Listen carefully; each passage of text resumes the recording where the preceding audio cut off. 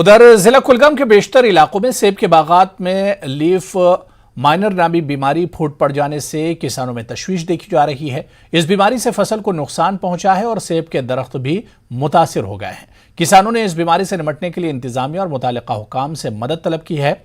इधर महकमे हार्टिकल्चर की टीमों ने आज मुतासरा इलाकों का दौरा किया और किसानों को एहतियाती तदाबीर के साथ साथ महकमे की एडवाइजरी पर अमल करने की हिदायत दी।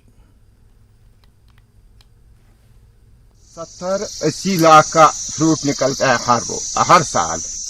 इस साल तकरीबन 40-50 लाख का डैमेज हुआ। यार दागे पड़ गए इधर पत्तों में, जो है वो दागे नमूदार हुए।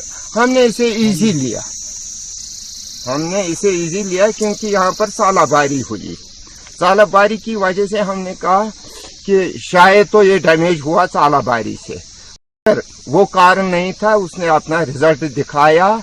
सर, डिपार्टमेंट ने अब तक जो दवाई रिकमेंड की है उससे भी कुछ असर नहीं हुआ।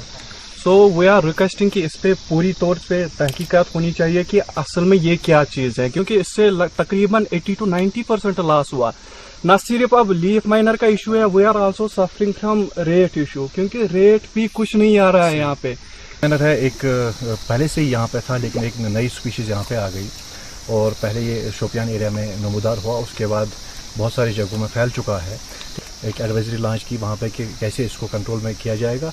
तो मेरी गुजारिश रहेगी ऑर्चर्ड साहिबान कि वो डिपार्टमेंट के साथ रुजू में रहें, राब्ते में रहें, ताकि इस इंसेक्ट को मिनिमम थ्रेशोल्ड लेवल पे लेके आएँ।